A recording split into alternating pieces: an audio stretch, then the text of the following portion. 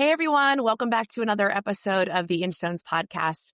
Today I have Erica Witte here with me today. She is a local mom, acquaintance of and friend of mine that also has a child with special needs. And when I first heard of her name, it was through the local mom board on Facebook. And when I dug a little deeper, I was realizing that she was on a mission for what is now called Project Playground to revamp and renovate the local playgrounds to be more inclusive in our town. And as a woman and mother, obviously with children on the spectrum with profound special needs, when I look and see women on parallel missions, knowing that it is driven so much by their lived experience and their heart, I cannot help but want to pull them in and ask them how I can get their message out, because it's a foundational part of my work here on the podcast. So Erica, thank you for being here today. And I'm so excited for everyone to hear your story and your journey and what Project Playground has done locally and also for you as a woman. Thanks so much for having me on. I'm really looking forward to our conversation. So what was your inspiration for Project Playground? Yeah. So as you mentioned, I'm a mom of two. I have a 10-year-old and a 7-year-old. And my 7-year-old was born very prematurely and has a physical disability. So he uses a walker for mobility. And really where this started was, we were finishing up early intervention, and I did a tour of the public preschool in my town where my son was scheduled to attend. And part of the tour, you go see the playground because, think about it, social, emotional learning, like so much for early childhood development, that takes place on the playground with peers and movement and motor skills, etc. Play is the foundational part of any development for children. It's foundational. Yeah, exactly. So we're standing on this playground and, I'm looking around and everything is, climbing equipment, wood chips, just there wasn't really anything accessible on the playground. And at the time, I think I even, started crying. Like I was just like, how is this going to work? Like this can't be, recess should not be like where your child feels excluded, Or struggles the most. Yeah, exactly. And so at the time, I initially talked to the school district a bit, and it wasn't progressing as quickly. And I ended up talking to some parents actually with the PTO. And at the time I was the full-time working parent in the city. I mean, I didn't even know the heads of the PTO, but I just reached out to them and I explained I explained the situation, and I'll never forget it. One of my co-founders, Laura, she had this long pause and she said, well, we need to change this. This is not okay. And she introduced me to our other co-founder, Rima, who was also a physical therapist. And she's like, this is not okay. Like, we need to change this. Playgrounds should be places where, everyone feels included. So with that, we founded in 2022 Project Playground, which is a local nonprofit initiative. And since we founded it, it has raised over $500,000, and we have added accessible equipment, accessible surfacing, and inclusive signage.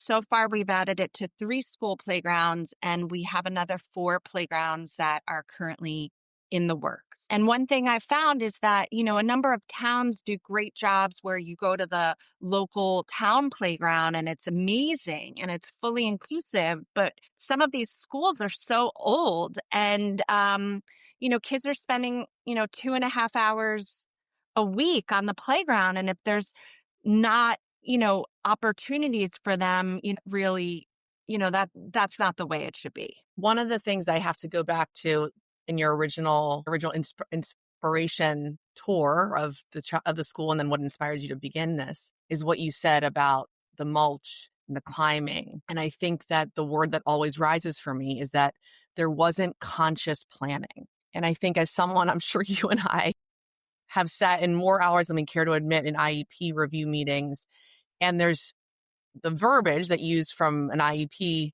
standard is the least restrictive environment for the children to learn.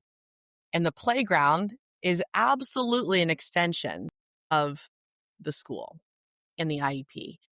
And I think that you found that edge where you hit that friction line of it's, yes, this is a playground. This is not consciously doing what the IEP and the legal process of public education for children like ours not only demand, but are entitled to. And that word conscious planning just like comes up so much because I can feel I align so deeply with that like heartfelt sinking feeling of like, this is not going to work. Right? Like mothers know you can feel that and you analyze that so quickly. And then second, I wanted to hit on the power of the mom network, right? Like you immediately knew where that gap was and reached out to the other women and mothers and therapists that could help this mission grow. So those are just two things I wanted to touch upon because I believe that they allowed that momentum that you felt and wanted to change grow. Yeah, I think as far as conscious planning, I don't think that there was ever an intention of There anyone to rarely be like, is. There oh, rarely is. let's make this, let's make this so certain kids can't use it. I couldn't agree more. And And that's what leads to these frictions because if you don't ask for the entirety of the children you're serving, you will erase a population without even thinking about it. And it's not ill will. It doesn't come from a bad place. It doesn't come from literally not lack of wanting to include. It just doesn't come to mind because you don't have the planners around that mindset, right? yeah, and that's something that I feel like has been really powerful and impactful about this initiative is like, yeah, I am thrilled that now there are playgrounds that have, accessible seesaws and Right? spinners and swings. Like that's amazing. But what I also am like so proud of is that this has like really raised awareness that Mhm. now when different groups are looking at updating their playgrounds or just changing things, like one of the first things they mention is, okay, well, is this successful? We should add something that's accessible. Yes. It's really like brought it to the front Yeah. of the conversation. And I would just say the other thing that I'm really proud of with this is that, my daughter's 10. So at the time we were starting it, she was in, second grade. And I thought it was really cool that she was able to see, and the other committee members, their kids were able to see that, like, here was something that, like, it wasn't right. Yep. The way it was set up was not right. That's right. And that, here she was able to see her parent speak up, do it in a way that was positive and change it, Yes. and be able to change it and be able to like, not accept it, but also change it in a way that had a positive impact. And I just felt like for my kids to see that, I thought it was like or other kids see that, I thought it was like a really like great lesson. Well, I go very deep in my own life about modeling, right? We can tell our kids, you and I have typical children, and I can tell my 12-year-old till I'm blue in the face, like, remember to always look out for the children that might not have the friend on the playground. Remember to always keep in mind that the communication of different students is different. You live in a home where that is true. The only way children really do absorb that through life is by the modeling of their parents. It's they watch us. Our children, our daughters, that your daughter that you're speaking of, my oldest, they've imprinted on us and us on them. And they are watching us like hawks, even if they are not even consciously aware of it. And I think that you struck something so deeply there is that she was watching her mom. I'm going to get chills. She was watching her mom make a change for her brother in a way that in second grade, you're not going to hear her tell the soliloquy, but maybe when she's like 30 and 35 Yeah. and making those own choices, she will think, oh my gosh, my mom modeled that for me. And I think that is one of the greatest gifts we can give any child, but specifically the siblings of special needs that have special needs siblings. Yeah. And then going back to your other point regarding, the Yes. mom network, I think that, and I know it's something that you talk about a lot on your podcast and your guests talk about, having a special needs child can be very isolating and all sorts of emotions that come with that. And something that I can't even like put into words, but it was like so refreshing and like just like unexpected is when I went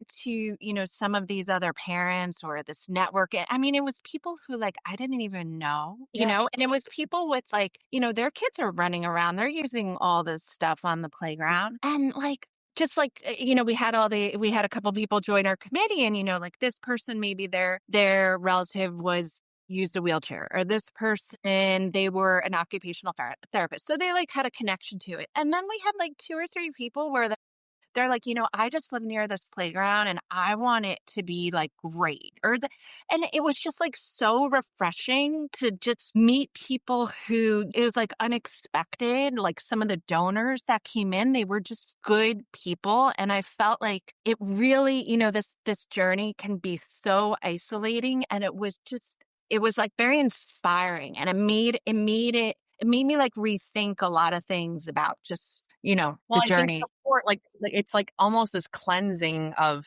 we don't know what everyone in our community or how the support could be offered if until we present it and people come out and say, I would love to help with that. I can do that. I feel aligned to this because of my own lived experience. And I think that that's what, again, this is such a success story in that, because you and I both are mothers who obviously have not been stopped by any sort of diagnosis of our children to just live full and happy, charge forward lives. And maybe you and I both, and I can align with this, you still were bracing for there to be a little pushback or not the support that you would have anticipated, or were you asking too much? And then when you saw the benefit and you saw those people come out and support, it does cleanse you of all these like residual notions that you thought like, oh, this wouldn't work. This is not going to happen, or it's not going to happen in the capacity I want. It really puts your faith back in your community. Yeah. Yeah, I mean, before that, I just remember walking out on that playground, and I felt like, before we made this change, like I just felt like very angry. Like, and I'm like, why do I feel angry? I'm on a Yeah, I playground, know. like I shouldn't feel like this.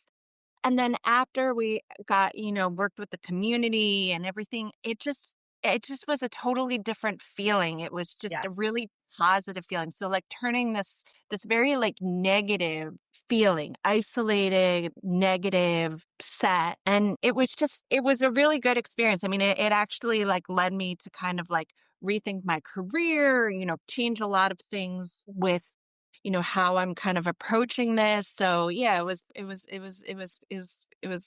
a big deal. I love it. And I think, again, this being an example in our town, but also to give hope to anyone else that might be listening in a different part of the country, to just understand that I think the more aware you are that the community of support is out there, and you have the ability or desire to change something like Erica took from a situation that was seen as painful, or it made other moms like her angry, like same with myself, utilizing those emotions for a project to allow the community to support you is never the wrong choice. Yeah. I felt the same way when I brought a documentary to our town a few years ago called Rocco Up, about a non-speaking autistic boy learning how to surf out in Montauk. And the response in the community, again, it blew me away. I was so taken aback by how many people wanted to see this 22-minute short. And it it went to show exactly that kind of community level desire when you actually give community members the opportunity to support. So I want to totally switch gears here, because something that has risen to the top of our one-on-one conversations is something very specific to your project Playground, which was that you installed communication boards for children, nonverbal, non-speaking autistic children. It was this specific way in which you created those that I'd love for you to talk about, because I love this journey and the stories that you've shared about this. Yeah, no, thanks. So it was brought to our attention while we were doing this project. There was a woman in the administration who had a relative who was nonverbal, and she highlighted, the benefit of having communication boards on the playground, and we were all in support of that. So the first thing we did was look at, okay, like how much do these cost? Because like this is a Yeah, grassroots effort. Like we yeah, were like dollar for dollar absolutely. figuring this all out. So we look at it and it's like I don't know, depending on which one you get, it's like $4,000 or something. It's like for a standard board that doesn't even include like installation. I'm like, it's kind of expensive. Is there another way we could do this? And so we decided to create a program called Project Playground Young Designers, Mhm. where we basically created a volunteer application, which I submitted to the high school guidance counselor Mhm. portal Mhm. and posted it to really search for volunteers who were interested in, not only the community, but maybe like design, graphics, Yes. speech, etc. So we had a number of students apply and we brought them into the school to meet with the speech therapist who explained like, okay, this is what an AAC device is. This is how it's used. She brought in a talker and the kids Mhm. passed it around. And we created kind of like two projects. One was to create a custom communication board graphically, and another student created it physically.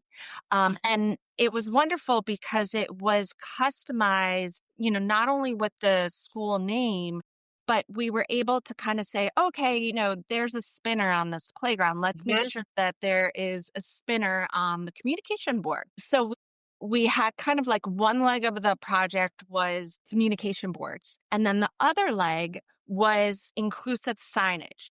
So we had a student who was a really good artist, and we said, okay, we want to be able to show like a welcome sign that really highlights children of all abilities. And we gave him a couple parameters, but very limited. And he came back with this like amazing design, which shows, features a child with a communication device, a child with a hearing aid, a child with a wheelchair, a child with AFOs, like Mhm. orthotics on their feet. And they're like all together. And it's like, welcome to the school.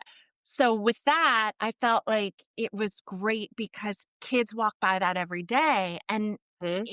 it kind of made it like I know what that is. I know what an AFO is now, because otherwise they Mhm. see these kids and they're like, "What's that? Why are you wearing that?"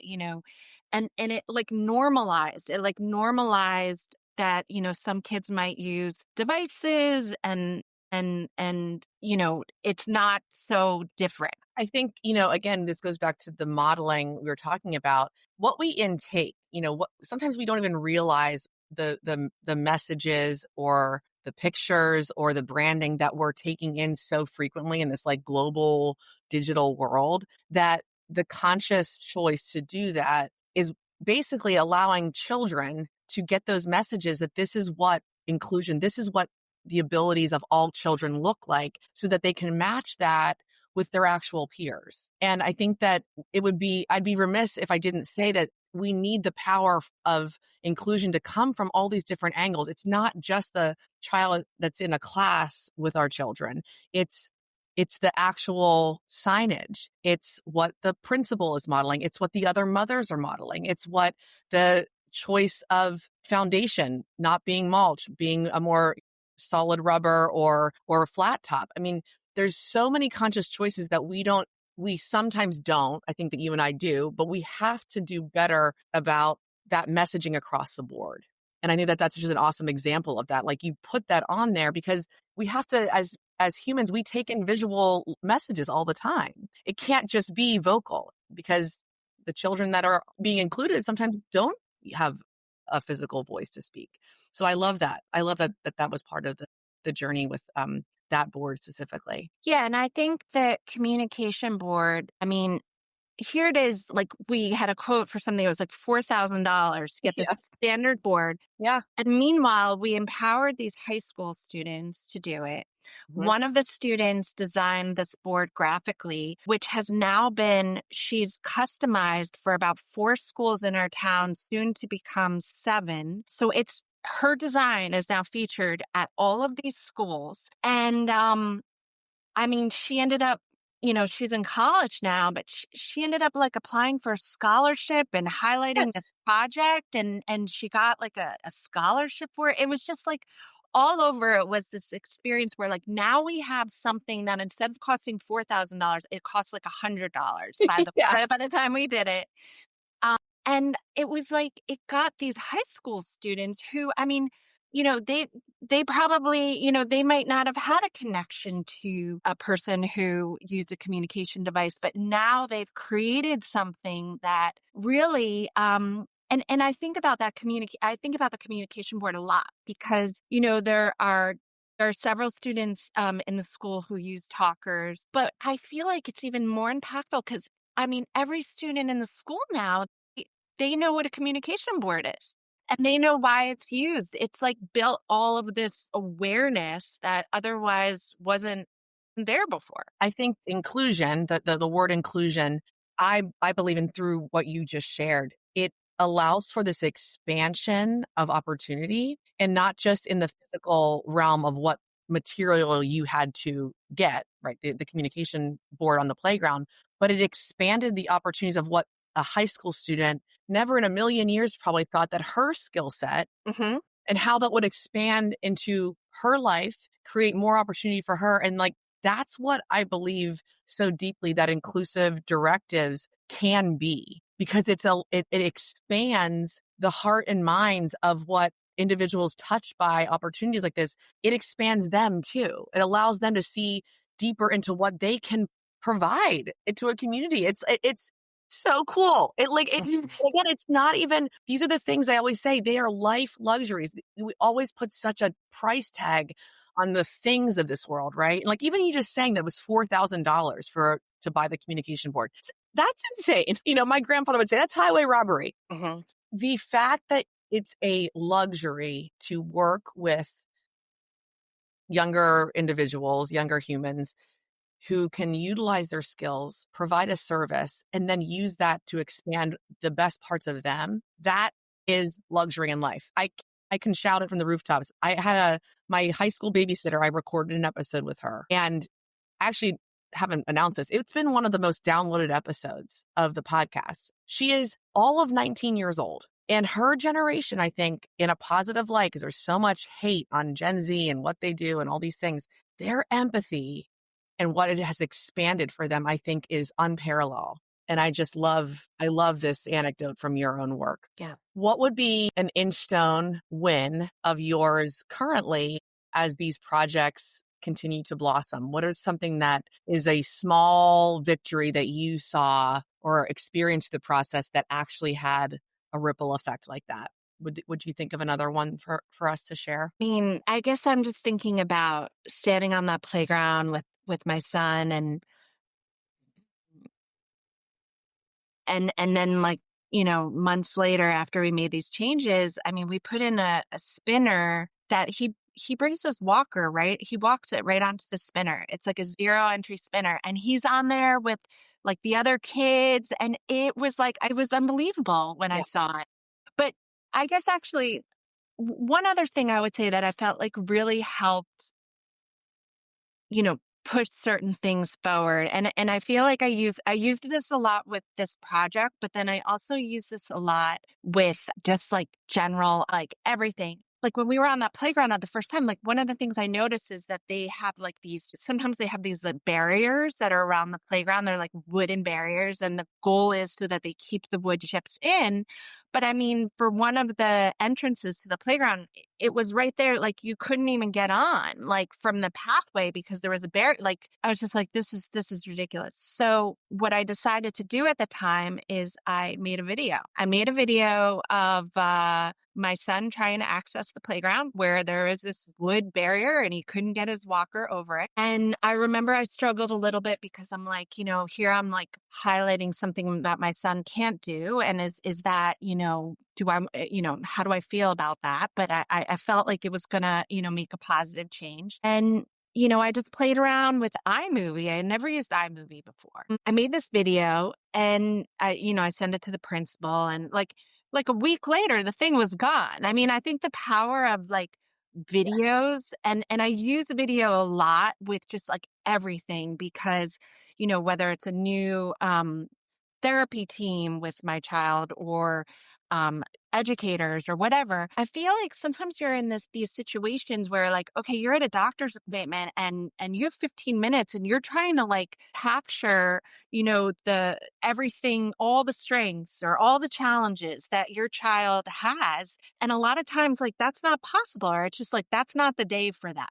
Hmm. And so I've something that I've done a lot is every year I like create like a 2 or 3 minute video of like Yes. compilations of everything, and I include, some text and some music or whatever.